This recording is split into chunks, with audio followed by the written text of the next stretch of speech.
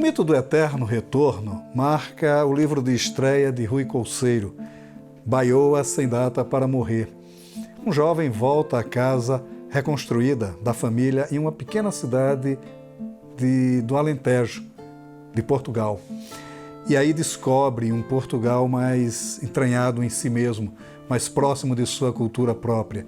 É isso que discute Rui Cousseiro neste livro de estreia, que se marca também pela uma eterna homenagem ao país, que mais do mar é do interior.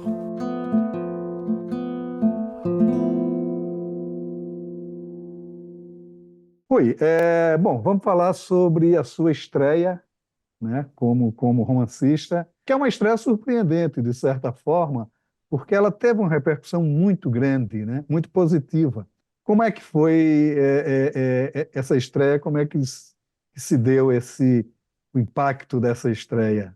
Bom, ela foi surpreendente para mim também, porque eu, na verdade, toda a vida sonhei ser escritor. Foi por querer ser escritor que eu me aproximei do meio editorial, do meio literário, do setor do livro, mas durante muito tempo eu não sabia se iria ou não dar esse passo, avançar para a publicação de um livro meu. Até porque o meu reconhecimento enquanto figura do meio literário, como editor, foi também aumentando. E as pessoas diziam, bom, talvez a expectativa, se tu lançares um romance, seja muito alta e tal. E eu próprio não tinha a confiança suficiente no que eu escrevia para decidir publicar. Durante muitos anos eu escrevi apenas para a gaveta. Eu fiz uma primeira versão desse romance entre os meus 27 e os 32 anos, talvez. E quando terminei, não era o primeiro romance que eu tentava escrever, todos os outros tinham ficado pelo caminho, mas quando eu terminei esse livro, fiz muito esforço para terminar, achei que era quase uma questão de honra eu conseguir terminar. Quando terminei, eu achei que ele era péssimo, o romance era muito mau. Porque eu trabalhava com livros todos os dias, lia muito, conhecia tudo aquilo que os escritores portugueses faziam e achava que o que eu tinha conseguido fazer estava muito distante daquilo que eu gostaria de fazer um dia. E, portanto, eu peguei no livro, não joguei no lixo, coloquei numa gaveta e fui fazer uma tese de doutorado, de doutoramento, como a gente chama aqui. Quando eu já estava quase no final dessa tese de doutorado, que a Helena, a minha companheira, um dia se virou para mim e disse: Rui, tu estás a enganar-te a ti próprio, tu não estás a fazer aquilo que tu queres verdadeiramente, nem aquilo em que tu és melhor. Porque eu sei que quando ninguém está olhando, tu estás a tomar notas, tu estás a escrever. Eu sei que tu continuas a trabalhar escrevendo contos, escrevendo romances. Eu acho que tu deverias deixar essa tese de doutorado e escrever um romance.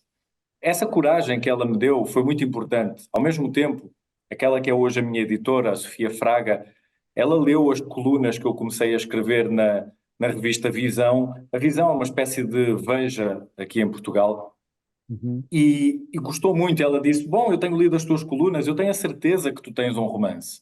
Eu disse: Bom, eu tenho um romance, não terminei ainda. Ela disse: Eu gostaria de ler. Leu, gostou e disse: Rui, você tem de publicar isto.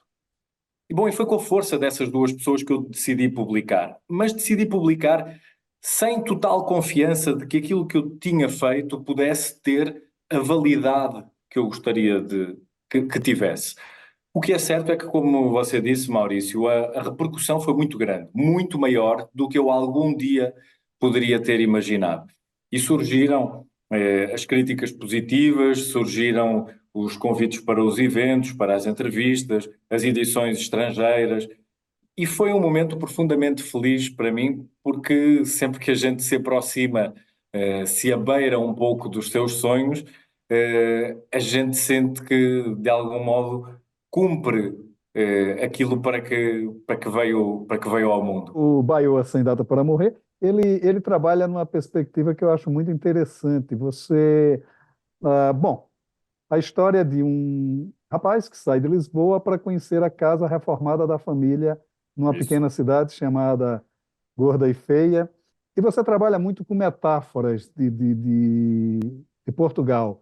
Há muito esse jogo entre o antigo, a modernidade e o certo senso de antiguidade que ainda persiste em Portugal, né? Esse apego ao passado, né? Quer dizer, também o seu romance busca, de certa forma, analisar esses dois pontos que, no caso de Portugal, não se chocam. É interessante isso, né? Como é que foi ver isso? Tem, tem toda a razão, Maurício, porque embora Portugal seja um país muito pequeno, não é? Portugal é como um estado do Brasil, ou talvez menor do que muitos estados, ou talvez do que a maioria dos estados do Brasil, tanto em termos populacionais como em termos geográficos. É uma cidade, Portugal tem a mesma população de São Paulo, ou até um pouco menos. Mas ainda assim, Portugal não é um país uno, não tem uma união cultural, não tem uma união geográfica. Bom, tem uma união cultural, mas dentro dessa unidade cultural há uma grande diversidade de subculturas e também geograficamente e do ponto de vista dos costumes, o país é diverso, é distinto. Mas eu diria que há, de forma muito clara, dois Portugais. Há um Portugal que é o Portugal do litoral, das cidades, a maioria das cidades estão no litoral. Portugal é um país inclinado para o litoral. E há o país do interior. O país do interior é um país cada vez mais esquecido, mais abandonado. A maioria dos jovens do interior vem morar para o litoral. E quem fica são os idosos, são os mais velhos, que ficam esquecidos. Com eles fica esquecido também o património, ficam esquecidas as culturas, ficam esquecidas as identidades de todo esse Portugal que persiste, mas se calhar um dia destes deixará de persistir, não terá mais condições para persistir. E esta aldeia, este vilarejo em que ocorre a ação do meu romance, procura ser um reflexo daquilo que, bom, nesse caso sucede no Alentejo, mas poderia suceder, poderia acontecer noutros pontos do país, em Trás-os-Montes, na Beira Alta, no interior, até no interior do Algarve. Há localidades como essa que estão completamente esquecidas. E o Joaquim Baioa é um homem que, sozinho, com as suas próprias mãos, com o seu trabalho braçal, procura contrariar esse destino mais do que evidente. De uma forma utópica, ele quer evitar o fim, o desaparecimento dessa aldeia. Isso é uma espécie de grande metáfora daquilo que está a acontecer um pouco por todo o mundo. Isto não é um fenómeno apenas português, como é evidente, mas muito neste país que Portugal é, um país desequilibrado, com a sua bússola a apontar apenas para o litoral, esquecendo que há um outro país que merece toda a consideração e que tem muitas coisas muito interessantes. Por isso é que esse personagem, o jovem narrador de que o Maurício falava, quando chega a essa aldeia, ele não tem nenhum tipo de expectativa.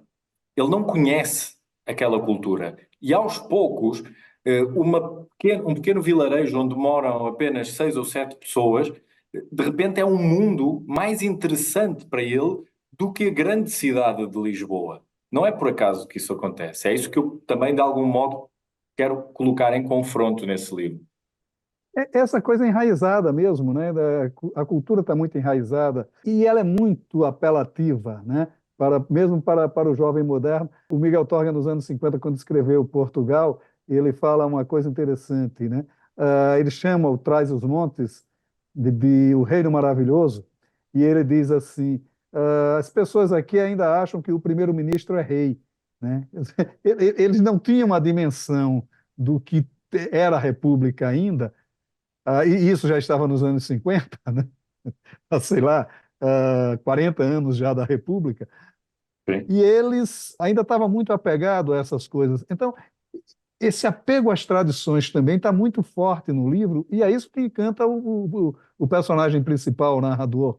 É engraçado porque há sempre a metáfora de que há em Portugal o chamamento do mar, mas parece que nesse caso o chamamento é do interior, né?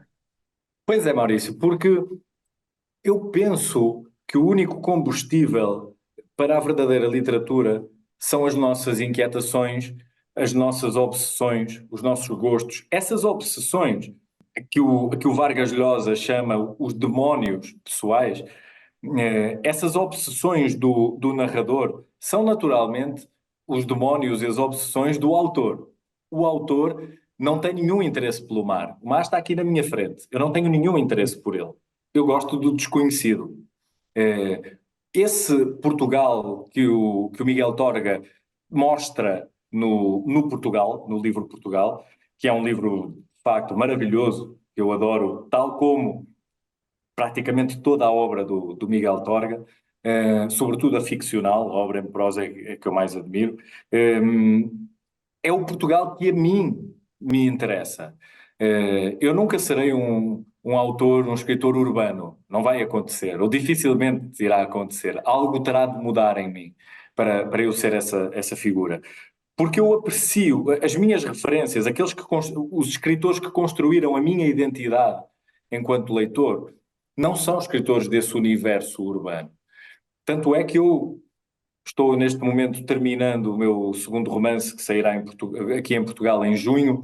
Estou na fase da revisão. E esse romance, ele acontece numa cidade, mas quem ler talvez vai encontrar uma cidade diferente daquela que vê todos os dias. Porque os olhos da personagem principal, que é a narradora, uma mulher, são os olhos naturalmente mais próximos dos meus. Sou uma pessoa que procura o campo na cidade. Um pouco como a personagem do Ítalo Calvino, o Marcovaldo, que é uma personagem que passa o tempo na cidade à procura das flores, à procura das árvores, dos bichos, de tudo aquilo que é natural num cenário artificial.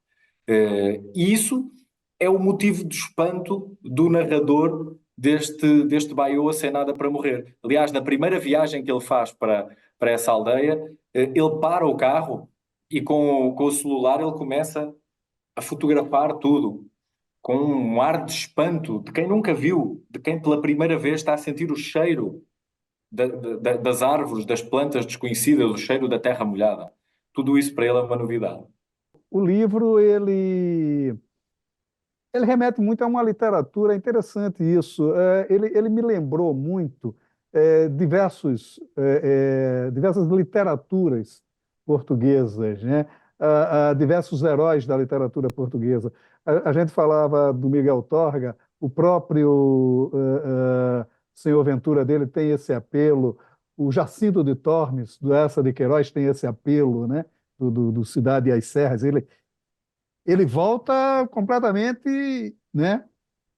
E aquilo pega, né? De uma maneira muito forte, né? Você, de certa forma, no livro, você homenageia a cultura tradicional portuguesa, né? Quer dizer, Portugal, o Portugal do interior, que a gente já falou mais, mas o Portugal que, de certa forma, reconhece a sua história, que vem do interior para o litoral, né?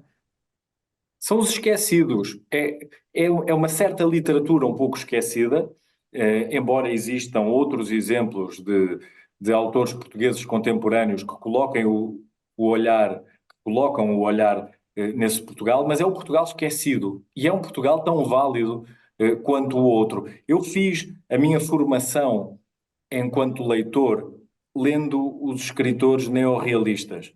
Inclusive os neorrealistas do Brasil. Sei lá, eu, quando li o Vidas Secas, do Graciliano Ramos, é que teve um impacto muito grande em mim. O drama daquela gente pobre, isso é que teve muito impacto em mim. E em Portugal eu li todos os escritores neorrealistas, o Manel da Fonseca, o Alves Redol, até a fase neorrealista do Virgílio Ferreira com o Vagão J, eu li e apreciei, o Fernando Namora, todos.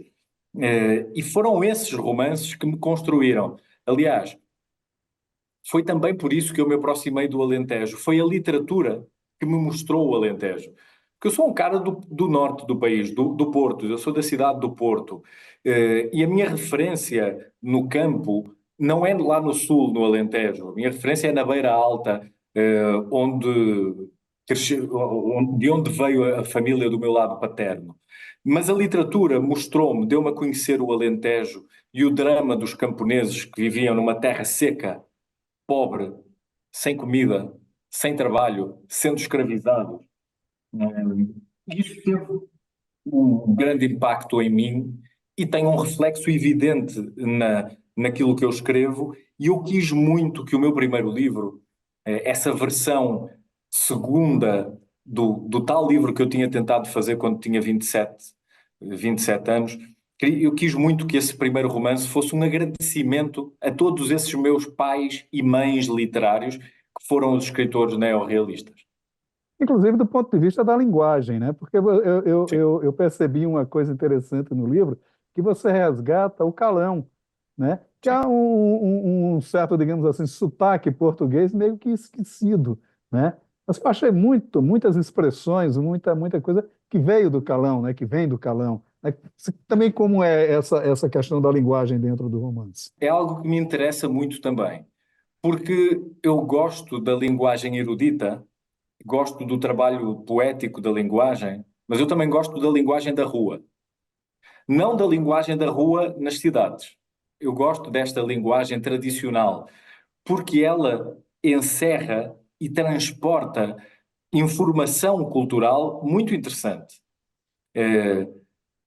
As expressões que só as personagens com 70, 80 ou 90 anos utilizam, elas reproduzem uma série de características idiomáticas e culturais que são elas próprias riqueza.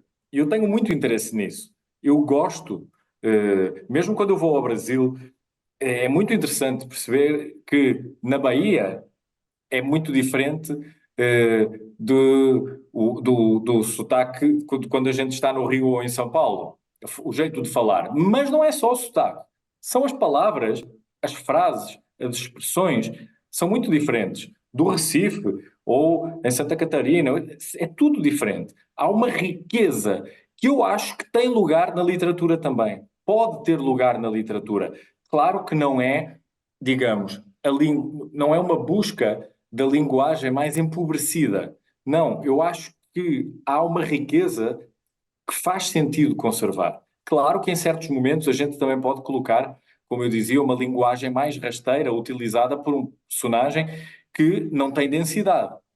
Mas há, de fato, expressões formidáveis e palavras ótimas e calão muito interessante nestes contextos. Eu gosto muito de recolher, de acumular esse tipo de expressão e de palavra. Joaquim Baiocchi termina sendo, de certa forma, o protagonista do livro, né? Não só por estar no título, mas da forma como o narrador conta dele, e ele se torna protagonista por uma forma curiosa. É um homem relativamente, vou usar uma expressão mais brasileira, bronco, um homem rude, mas que ao mesmo tempo tem a sofisticação de resguardar a sua tradicionalidade a partir de uma arquitetura que está perdida. Isso é um sentimento muito português, quer dizer, essa necessidade de pertencimento à casa como um símbolo maior de fixação da pessoa, né? Um povo que é tido como navegador, na verdade, é uma casa. É curioso isso. E o Baiô Porque, é. Maurício, porque o navegador, todo navegador, tem a necessidade de regressar a casa. A felicidade maior do Camões, depois de 17 anos no Oriente, foi regressar a casa. Claro que esse regresso não foi tão bom como ele imaginava. E nunca o regresso é tão bom quanto se imagina, porque o imaginar da viagem é uma maravilha e o imaginar do regresso também é. A antecipação da felicidade muitas vezes é superior à vivência desse momento, não é? É melhor antecipar a felicidade do que viver a felicidade, porque ela também não é assim tão feliz quanto a gente antecipou. E no caso do Joaquim Baioa, há uma tentativa de regresso a um mundo que está a desaparecer. No fundo, ele sabe que aquela aldeia vai desaparecer quando todas aquelas pessoas, que são todas pessoas da idade dele ou mais velhas, morrerem. E elas vão morrer em breve. Esse é outro dos segredos do livro, não é? Porque ele Desde o começo, na página 2, no segundo capítulo, o leitor sabe que todos vão morrer. O narrador anuncia, ele diz: a verdade é que os vi morrer a todos. E portanto a gente fica de imediato sabendo que, no final, todo mundo morreu. Mas o que interessa está no meio, é o caminho, não é? A felicidade é o caminho. E no livro eu tentei que a felicidade do leitor, os momentos bons do leitor, existissem nesse caminho. A gente sabe que isto vai terminar, mas eu quero mostrar-lhe que isto pode ser bom.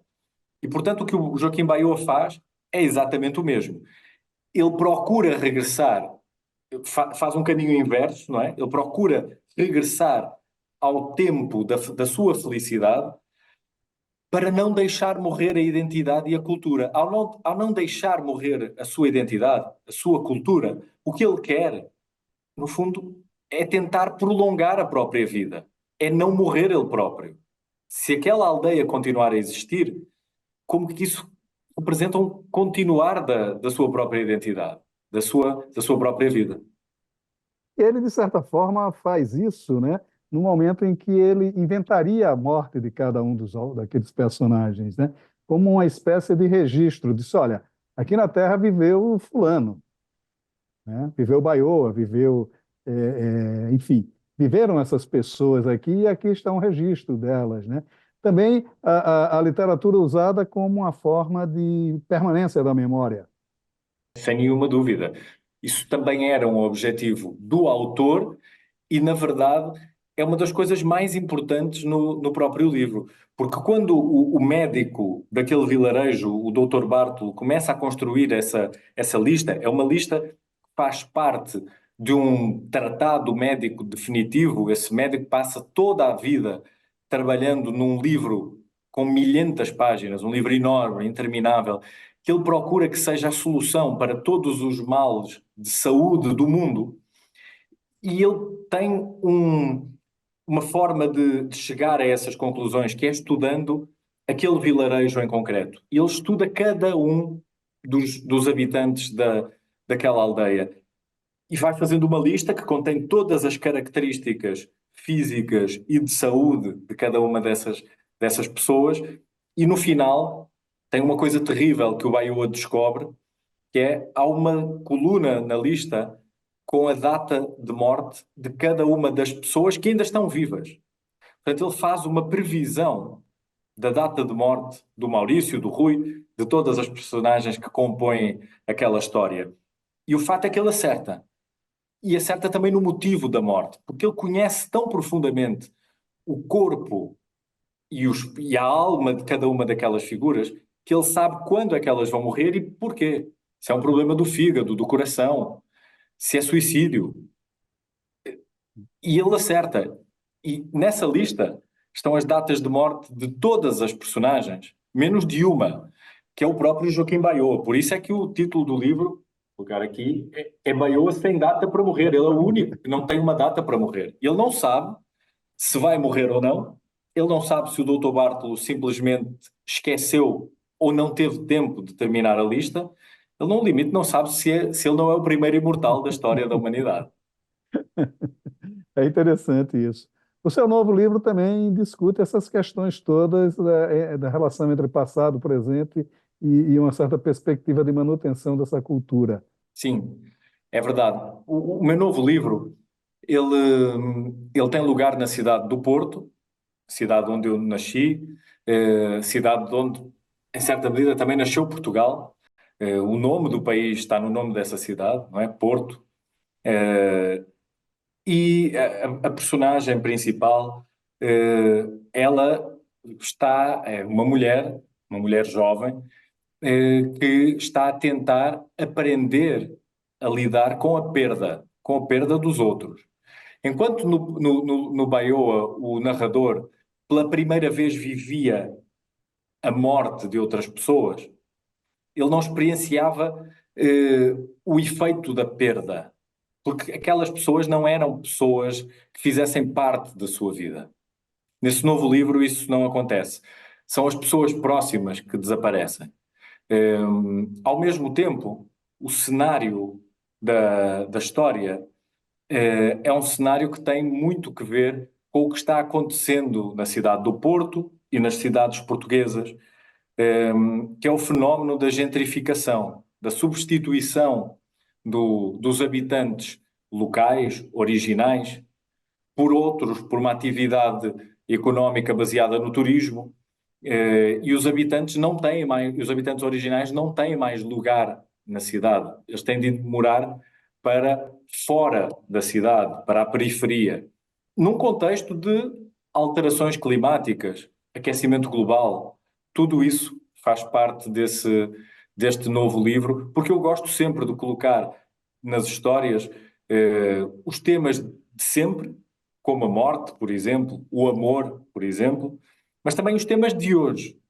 No Baioa tinha o assunto da adição, do vício da tecnologia.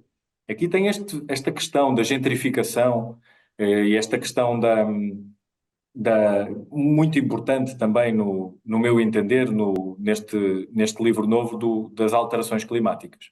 Maravilha, sucesso para o novo livro também. Muito Estamos aqui obrigado, aguardando Maurício. para lê-lo. Muito obrigado. Rui, muito obrigado pela sua participação aqui no Leituras. Foi uma ótima conversa. Muito obrigado. Ora essa, Maurício. Foi um grande prazer. Muito obrigado pelo convite.